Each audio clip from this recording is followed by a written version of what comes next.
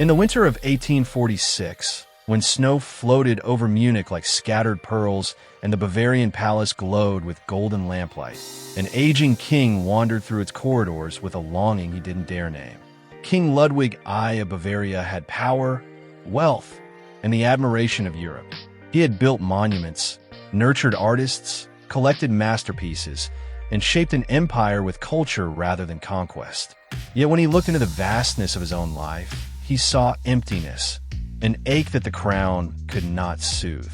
He longed for beauty, passion, and a spark strong enough to make him feel alive beyond titles and responsibilities. He was a king who loved art more than politics, beauty more than war, and emotion more than protocols.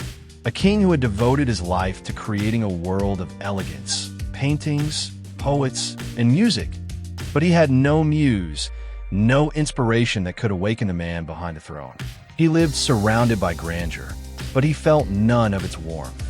And fate, mischievous and merciless, decided to fill that void with a firestorm. Her name was Lola Montez. At least, that's what the world knew her as.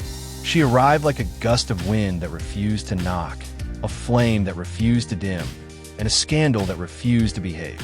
Her real identity was Eliza Gilbert, born in Ireland, raised with rebellion, and destined to leave chaos wherever her footsteps landed. She was not Spanish, yet she pretended to be. She was not noble, yet she acted like royalty. She was not gentle, yet she could charm entire rooms. She was a woman who invented herself every time someone doubted her, and always emerged more dangerous than before. She came to Munich with a past dripping in controversy. Failed marriages, public fights, broken promises, and a reputation that fluttered across Europe like a whispered warning. But she did not care. She was a survivor, a strategist, and a performer by instinct, someone who understood that the world belonged to those bold enough to seize it. And in Munich, she saw something irresistible, a king known for his admiration of beauty, a man whose loneliness could be turned into devotion. When Lola requested an audience with Ludwig, the palace expected a brief novelty at most, a dancer hoping for patronage. But the moment she entered his chamber, everything changed. She didn't glide in gracefully or bow with practiced humility. She stormed in with confidence carved into her spine, her dark hair curling wildly around her shoulders, her eyes shimmering with challenge. She carried herself not like a visitor, but like a woman accustomed to bending rules until they broke. Ludwig's advisors waited for her to show respect to the king, but Lola simply looked at him, eyes locked onto his, and when urged to bow, she tilted her chin slightly and said, "I bow to no man unless he fascinates me." A deadly silence swept the room. Gasps rose among the attendants. One guard nearly dropped his halberd. But Ludwig felt something inside him crack open, like ice thawing after a long winter. No one had spoken to him like that. No one had dared. Her audacity wasn't rudeness. It was seduction built on danger. In her gaze, he saw not fear, but an invitation. If he chose her, he chose chaos, and she would make him love every second of it. Their meeting lasted longer than protocol allowed. Hours slipped by unnoticed. Lola mocked the rigidity of the court, challenged his opinions on art, laughed freely without permission, and allowed silence to stretch between them without apology. Ludwig was captivated, not just by her beauty, but by her refusal to be impressed by him. For once, someone didn't see his crown. She saw him. Soon, their private conversations turned into daily meetings, and Ludwig found himself anticipating her presence like an addiction. She made him feel alive, more alive than the crown ever had. But the more she enchanted him, the more she provoked the rage of Munich's elite. They whispered that she was a fraud, a manipulator, a scheming courtesan. They warned Ludwig that she brought nothing but ruin. But Ludwig, blinded by fascination, dismissed every warning. Then, in a decision that stunned the kingdom, he granted Lola a noble title, Countess of Landsfeld. A dancer? No. A liar with a trail of scandals behind her, was elevated above the aristocrats who had served Bavaria for generations. Lola rode through Munich in an ornate carriage, Her chin lifted, her smile one of triumph. But the city burned with resentment. She had done the unthinkable. She had walked into Bavaria and placed her feet on the furniture of power without asking permission. With her title came influence, and with influence came destruction. Lola began dictating university appointments. She dismissed professors she disliked. She stormed into government offices, demanding loyalty and obedience. She berated generals, insulted ministers, and humiliated anyone who dared question her. She behaved less like a court favorite and more like Bavaria's shadow queen. Students despised her. Aristocrats hated her. Common citizens mocked her. But Ludwig defended her relentlessly. Every insult hurled at Lola felt like a betrayal to him. The more the world pushed against her, the more tightly he clung to her. His love, or obsession, was becoming a national crisis. In the streets, protests erupted. University students marched with torches, chanting for Lola's exile. Newspapers published venomous articles describing her as a viper, a witch, a tyrant in skirts. Still, Lola refused to retreat.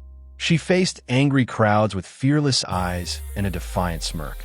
No matter how loud the city roared, she would not bend. Inside the palace, Ludwig felt torn between duty and desire.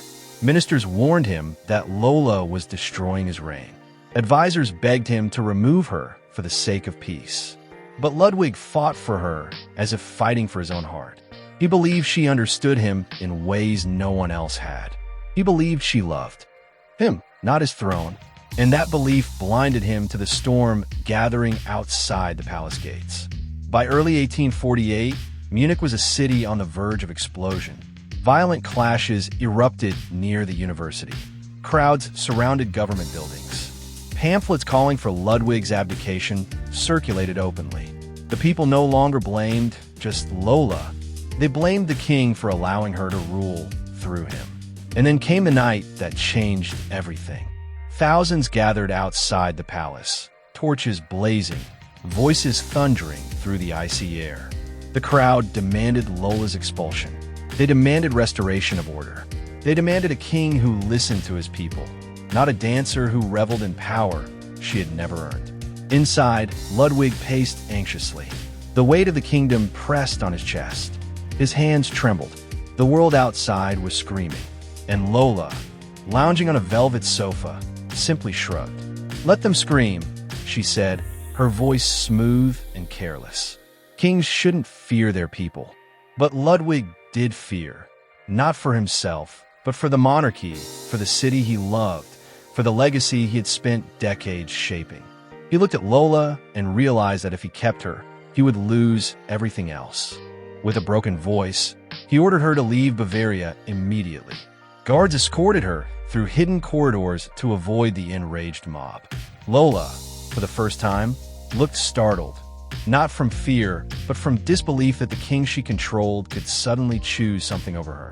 Still, she left with her head high, refusing to let the world see her wounded pride. Her departure was quiet. The city's roar was not. Within days, Ludwig faced the inevitable. His people no longer trusted him.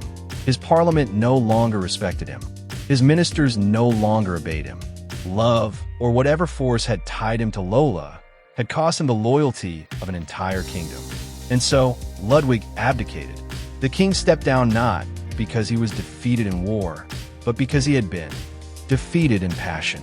After his abdication, Ludwig lived a quiet life, wandering gardens, reading poetry, staring at Lola's portraits for hours at a time. He kept every gift she gave him, letters filled with charm and lies, roses she once held, sketches she signed with affection. He never stopped longing for her. She had been his muse, his downfall, and his greatest regret.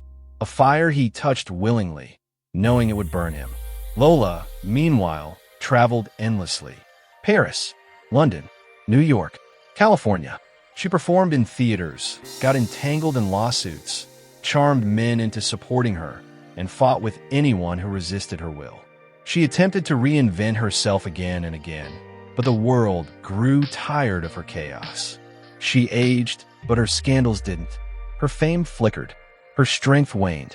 Eventually, She died in poverty in New York, a far cry from the palaces she once dominated. No king held her hand. No Kraut's chief. She died not as a countess, not as a royal mistress, but as a woman who lived too fiercely to ever find peace. Ludwig died years later, heart heavy, memory sharp, even after the world condemned their affair. Even after his reign collapsed, he kept Lola's memory sacred. He never replaced her, never forgot her, never forgave himself for choosing her at the cost of his crown. History books often describe their relationship as a scandal, a disaster, a cautionary tale. But beneath the politics and fury lies the truth of two flawed souls who collided with such force that a kingdom trembled. He was a king searching for meaning. She was a storm searching for a kingdom. Together, they created a fire that consumed everything. And in that fire, a king lost his throne, and a woman lost herself. Yet centuries later, their names still echo, not as symbols of shame, but as reminders of how dangerously powerful desire can be when it meets opportunity. Some love stories bring peace, some bring ruin, but only a few are unforgettable, and this was one of